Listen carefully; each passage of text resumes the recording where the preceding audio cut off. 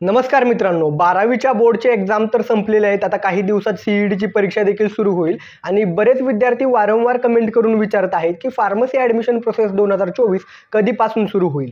तर फार्मसीच्या प्रवेश प्रक्रियेसंदर्भात तुमच्या मनात ज्या शंका आहेत, प्रवेश प्रक्रिया कधीपासून सुरू होईल, कोणकोणते डॉक्युमेंट्स लागतात, ॲडमिशन घेत असताना कुठल्या गोष्टींची काळजी घ्यायला हवी, या सगळ्या गोष्टींवरती आज आपण सविस्तर माहिती घेणार आहोत. नमस्कार विद्यार्थी मित्रांनो, माझं नाव आशिष करले. आपल्या आम्ही फार्मसिस्ट यूट्यूब वाहिनीवरती तुमचं पुन्हा एकदा स्वागत आणि जास्त वेळ न घालवता आपण माहिती घ्यायला सुरुवात करूया.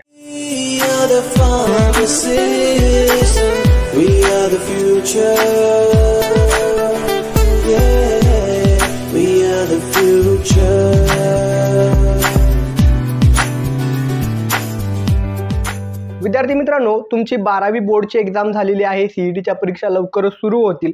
पण या ठिकाणी महत्त्वाचा मुद्दा आहे, फार्मसीमध्ये जे काही कोर्सेस आहेत ज्यामध्ये D.Pharm डिप्लोमा इन फार्मसी जो 2 वर्षाचा डिप्लोमा आहे, B.Pharm अर्थात बॅचलर ऑफ फार्मसी जी की 4 वर्षाची डिग्री आहे, ग्रॅज्युएशन कंप्लीट होतं आणि त्यानंतर PharmD डॉक्टर ऑफ फार्मसी जो आहे 6 वर्षाचा कोर्स डॉक्टरेट लेवलचा, असे काही कोर्सेस आहेत. तर या प्रत्येक कोर्सच्या ॲडमिशनसाठी वेगवेगळे काही निकष आहेत, काही क्रायटेरिया आहेत. त्यामधला पहिला महत्त्वाचा मुद्दा डिप्लोमा इन फार्मसी अर्थात D.Pharm जो 2 वर्षाचा डिप्लोमा आहे, त्याला प्रवेश घेण्यासाठी तुम्हाला CET किंवा नीट कुठल्याही पद्धतीची परीक्षा द्यायची गरज नाही आहे. केवळ तुमच्या 12वीच्या ग्रुपच्या मार्क्सवरती याचं ॲडमिशन होतं. मग तुमचा PCB असू दे किंवा PCM कुठलाही ग्रुप असेल तरी चालेल, तुमच्या 12वीच्या ग्रुपच्या मार्क्सवरती ॲडमिशन होईल आणि डिप्लोमाला प्रवेश घेत असताना तुम्हाला त्या ठिकाणी कुठल्याही पद्धतीचा ग्रुप क्वालिफायचा क्रायटेरिया नाही आहे. म्हणजे या ठिकाणी मिनिमम 45% मार्क्स लागतात जर B.Pharmला ॲडमिशन घ्यायचं असेल तर, आणि तुम्ही जर या ठिकाणी ओपन कॅटेगरीमध्ये असाल तर किमान 45%, जर रिझर्व कॅटेगरीमध्ये असाल तर किमान 40%. म्हणजे ग्रुपमध्ये किमान तुम्हाला ओपनमध्ये असाल तर 135 आणि जर तुम्ही रिझर्व असाल तर किमान 120 मार्क्स असणं गरजेचं असतं. पण या ठिकाणी जर तुम्ही डिप्लोमाला ॲडमिशन घेताय तर कुठल्याही पद्धतीचा ग्रुप क्वालिफाय क्रायटेरिया नाही आहे. मात्र B.Pharmला ॲडमिशन घ्यायचं असेल तर त्या ठिकाणी तुम्हाला ग्रुप क्वालिफाय क्रायटेरिया देखील आहे आणि CET किंवा नीट दिलेली असणं गरजेचं आहे जर तुम्हाला B.Pharmला ॲडमिशन घ्यायचं असेल तर. आता या ठिकाणी जर तुम्ही CET दिली असेल तर CETचा स्कोअर व्हॅलिड धरला जाईल, नीट दिले असेल तर नीटचा धरला जाईल. तुम्ही दोन्हीचेही मार्क्स अपलोड करा. ज्या मार्क्सवरती तुम्हाला जास्तीत जास्त ॲडमिशन मिळण्याची पॉसिबिलिटी आहे त्यावरून तुम्हाला त्या ठिकाणी ॲडमिशन दिलं जात असतं कॅपराऊंड प्रोसेसमधून. त्यानंतर पुढचा महत्त्वाचा मुद्दा आहे, अतिशय महत्त्वाचा मुद्दा आहे, तुम्ही ॲडमिशन घेत असताना कुठल्या गोष्टींची काळजी घ्यायला हवी.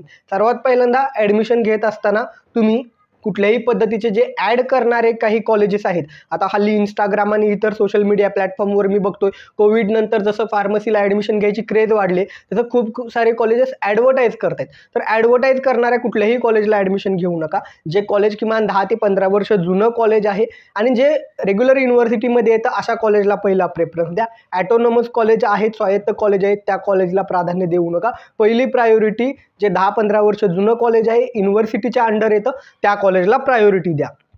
त्यानंतर पुढचा महत्त्वाचा मुद्दा, आता ॲडमिशन कधी चालू होईल आणि कोणती डॉक्युमेंट लागतील. तर ॲडमिशन प्रोसेस चालू व्हायला साधारणपणे अजून 1.5 ते 2 महिन्याचा कालावधी जाईल. पण दरम्यानच्या काळात त्या ठिकाणी तुमच्याजवळ काही डॉक्युमेंट असणं गरजेचं आहे. जर तुम्ही रिझर्व कॅटेगरीमध्ये असाल तर ज्या कास्ट कॅटेगरीमध्ये आहेत त्याचं caste certificate, caste validity certificate, non creamy layer लागत असेल तर ते सर्टिफिकेट असणं गरजेचं आहे. बरेच यातली काही डॉक्युमेंट आहेत जसं की नॉन क्रिमिलियर असेल किंवा या ठिकाणी कास्ट व्हॅलिडिटी असेल, त्याची तुम्ही तारीख बघून घ्या, व्हॅलिडिटी बघून घ्या.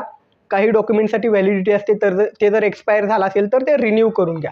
डोमासेल सर्टिफिकेट लागत असतं, नॅशनॅलिटी डोमासेल सर्टिफिकेट. ते नसेल तर तुमचं कॉलेज लिव्हिंग सर्टिफिकेट आहे ते देखील चालतं, ज्यावर इंडियन नॅशनॅलिटी उल्लेख असणं गरजेचं आहे. पण आता वेळ आहे, तुम्ही नॅशनॅलिटी डोमासेल सर्टिफिकेट काढून ठेवलं तर बरं होईल. इन्कम सर्टिफिकेट गरजेचं आहे, कारण जर तुम्ही त्या ठिकाणी TFWSला अप्लाय करणार असाल तर 8 लाखापेक्षा कमी उत्पन्न असणारं चालू आर्थिक वर्षातील उत्पन्नाचा दाखला हवा.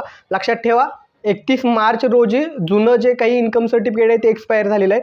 आता 1 एप्रिलपासून नवीन आर्थिक वर्ष सुरू झाल्यामुळं तुम्ही नवीन इन्कम सर्टिफिकेट काढणं गरजेचं आहे.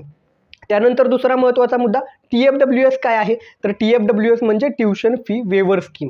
यामध्ये तुमची ट्यूशन फी पूर्ण माफ होते. याला सर्व कॅटेगरीचे विद्यार्थी अप्लाय करू शकतात. पण बऱ्याचदा असं होतं की SC ST कॅटेगरीचे जे विद्यार्थी आहेत आणि इतर काही कॅटेगरीमध्ये त्यांना ऑलरेडी त्यांच्या कॅटेगरीमधून ॲडमिशन मिळालं तर त्यांना ट्यूशन फीमध्ये तेवढीच सवलत मिळत आहे. आणि TFWSमध्ये काय होतं तर TFWSला ट्यूशन फी माफ होते, पण या ठिकाणी जे काही हाय कट ऑफ लागत असतो, बरेच विद्यार्थी अप्लाय करत असतात, त्यामुळे इकडे हाय कट ऑफ लागत असतो, ॲडमिशन मिळण्याचे चान्सेस कमी होतात.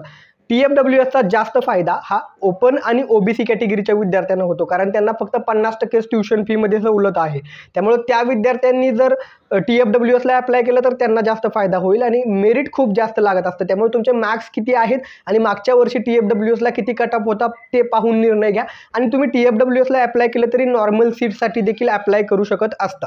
त्यानंतर पुढचा महत्त्वाचा मुद्दा, हल्ली मराठा आरक्षण लागू केलेलं आहे, पण त्या ठिकाणी कोर्टात इश्यू चालू असल्यामुळे काही ठिकाणी SEBC मराठा आरक्षणचं प्रमाणपत्र देत नाहीयेत. तर जर तुम्हाला मराठा आरक्षणचं प्रमाणपत्र मिळत असेल तर ते काढून घ्या. ते मिळत नसेल, EWS देत असतील तर EWS देखील काढून घ्या. ही सर्व कागदपत्र काढून घ्या. ॲडमिशन प्रोसेसला लागा. CETची परीक्षा आहे त्याच्या तयारीला लागा. प्रवेश प्रक्रिया कधी सुरू होईल? साधारणपणे 1.5 ते 2 महिन्याचा कालावधी जाईल.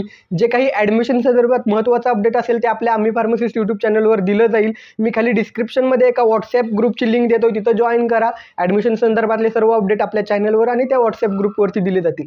ॲडमिशनबाबत काउन्सिलिंगसाठी काही जर आपण एखादं त्या ठिकाणी सेशन ठेवलं तर त्याबाबतची देखील माहिती तिथं दिली जाईल. त्यामुळं आपल्या आम्ही फार्मसिस्ट यूट्यूब चॅनलला सबस्क्राईब करा. ही माहिती जास्तीत जास्त विद्यार्थ्यांसह शेअर करा. ज्यांचं 12वी सायन्स झाले आणि फार्मसीला प्रवेश घ्यायचा आहे त्या सर्वांसोबत हा व्हिडिओ शेअर करायला विसरू नका. व्हिडिओ शेवटपर्यंत पाहिलात त्याबद्दल खूप खूप धन्यवाद.